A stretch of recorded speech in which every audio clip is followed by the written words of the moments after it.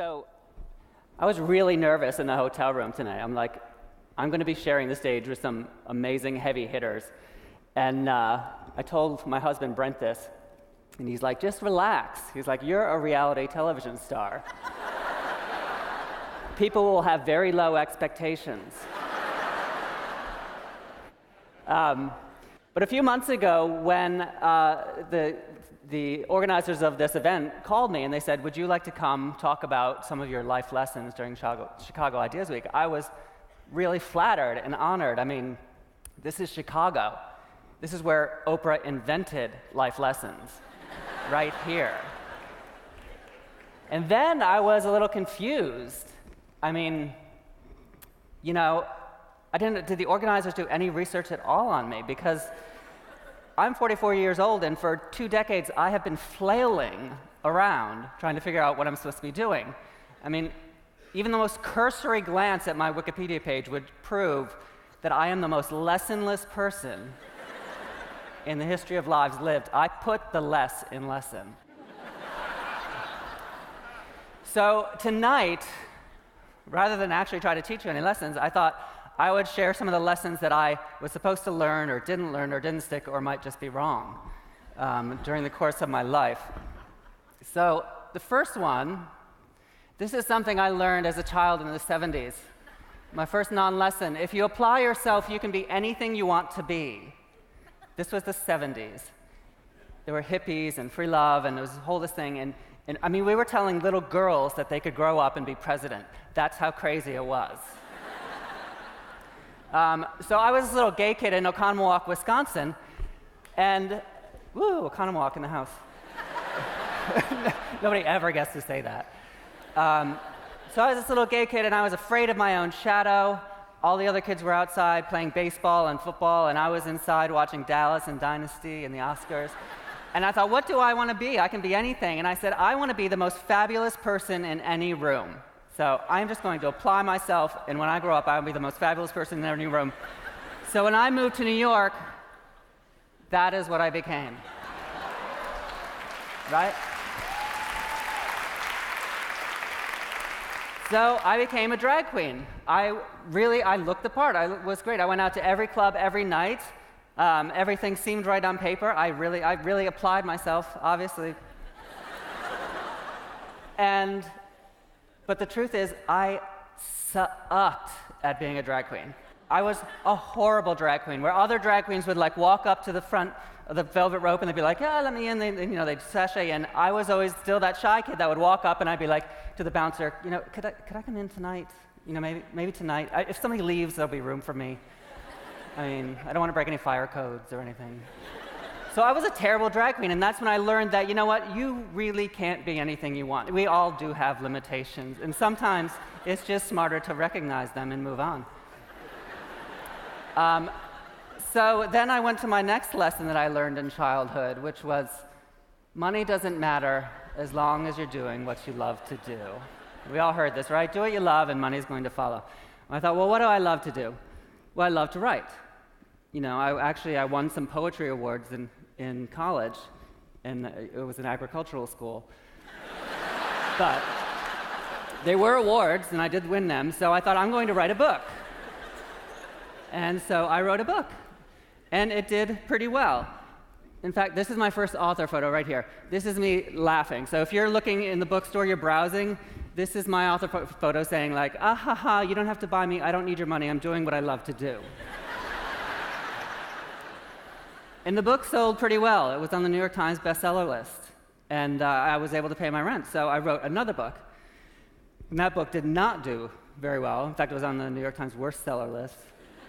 It was actually not until Malcolm Gladwell came along that the publishing industry was able to write itself after my second book. And I couldn't pay my rent. And I had to cancel my New York Times subscription, so I didn't even know how bad I was doing anymore.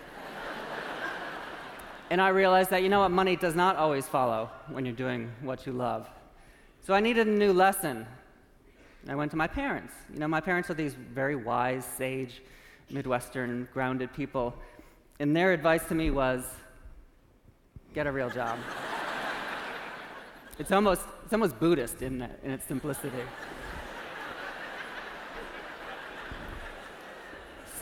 So I did. I got a real job in an advertising agency. And, I thought, if I can't do what I love and I can't apply myself and become whatever I want, at least I'm going to make some money, retire early, and have a good health plan.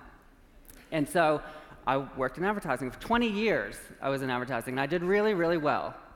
I got a lot of big titles, made a lot of money. In fact, I made so much money that in 2007, I was in upstate New York.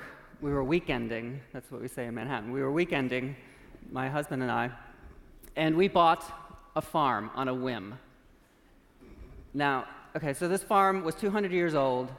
It had no animals, it had no farm equipment, it had no nothing, and it was $1 million. So this was 2007 when, $1 million mortgage, they were handing them out on the street. I'm like, what could go wrong with, $1 million mortgage on a farm with no animals? Because I had a real job, right? So then 2008 came along, and I had no real job anymore. Within a month, both Brent and I lost our jobs in the city, our real jobs. And we didn't have anything except for 2 mortgages and a lot of time to watch TV, which is where I learned my next lesson, which is things always work out for people on TV. So through some very strange twist of fate, I slept with a Kardashian. Actually, I didn't. We got a reality show about, purely coincidence, 2 gay city slickers who bought a farm in upstate New York and were trying to make it work. And things did work out pretty well for us. We were able to pay our mortgages. We wrote some really nice cookbooks, sold very well. A lot of people watched it. And then, 2 years in, the network we were on folded, and we weren't renewed. And let me tell you, when you have a reality show and someone doesn't renew it, it's sort of like somebody saying, your reality is not interesting enough to subject people to anymore. It's sort of like losing the ultimate popularity contest of all time. But we weren't going to give in, so things work out for people on TV. So we thought, you know what, we are going to go for broke, and we're going to try to get on The Amazing Race. Because I clearly had so much training to be on a sort of physically grueling show. If you don't know what The Amazing Race is, it's a program, it's a race around the world where 11 teams, it's a grueling race, 11 teams go around the world, being eliminated one by one after every leg of the race, doing things like jumping out of cranes while wearing a straitjacket, or eating bowls full of frog fallopian tubes, both of which Brent did, not me, at all. And so we were lucky enough to get on The Amazing Race. And we were thinking, this is it. This is our chance at $1 million. Now, what kind of lesson do we need to learn in order to win that $1 million? And it turned out we found the most American lesson of all: winners never quit, and quitters never win. Right? We've all heard that. That's like every kid in America learns that in t-ball and baseball. I didn't learn it because I didn't do any of that. So it took me to get on The Amazing Race until I figured that out. Now, the race started. I'm like, this is easy. How do we win $1 million? All we have to do is not quit. That's it. And we win $1 million because quitters never win. And so we started the race. We were doing okay. We were solidly middle of the pack through most of the race. And then things happened. Then we missed a flight. We had a Bangladeshi heat wave. We had some taxi drivers who thought that GPS meant go pretty slow. And we wound up farther behind than anybody else in the history of The Amazing Race. 20 seasons of The Amazing Race, we were so far behind that other teams were actually finishing legs before we were starting them. Now, just as a little bit of context, when you are eliminated from the race early, you get to go to an all-expense-paid resort in Tahiti to wait it out for the other racers to finish. Because the producers don't want you going home early, because then your neighbors are going to know that you're losers before you get a chance to be losers on TV. So when you go out, you go to this all-expense-paid resort in Tahiti. So about halfway through the race, when we are passing out, I'd sprained my ankle, we're so far behind, nobody has ever won this. This little voice comes in my head, and it says, umbrella drinks. it says quit. It says quit now. And I am not afraid to admit that I wanted to quit The Amazing Race so hard. I am an unabashed, unrepentant, un-American quitter. At that point, I did not want to go on. Unfortunately, my partner is not a quitter, and we did go on, and we won. So,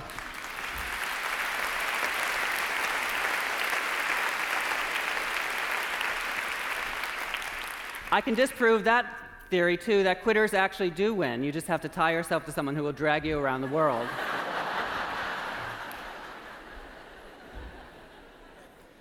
So I was actually going to end my talk there, and I was going to pretty much point out, because I'm a contrarian, I was pretty much going to say that, there is no such thing as lessons in life. There aren't. Moment by moment is just a case-by-case basis in life.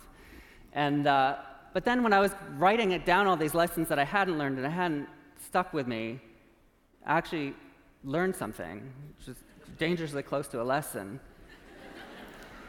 And what I learned that while all these things, these lessons that I had growing up, they weren't true, they also weren't 100% false. They weren't right, they weren't wrong. And I started thinking about lessons and how we think about lessons as Americans and in our culture. And we always want our lessons to be 100% true. And when we do that, we create fences. We turn our lessons into fences. They keep us in. They tell us what we should do, what we shouldn't do, how we should behave, how we shouldn't behave. We treat our lessons as fences. And I realized that in my life, I'd actually treated my lessons as guideposts. They were things that were out there. They were lessons. If I wanted to accomplish something, I looked for the lessons that would help me accomplish that. And as I've proven, sometimes I got to those guideposts, and I really wasn't even in the vicinity of where I thought I was going to be, but it was still better than where I was. So I've learned that even though lessons aren't always true, you can't get trapped in them, and I have to learn to sort of embrace the ambiguity of the lessons in life, and that they're not always true or false. And it's that ambiguity that reminded me of one of the most important lessons I've learned, one that has stuck with me.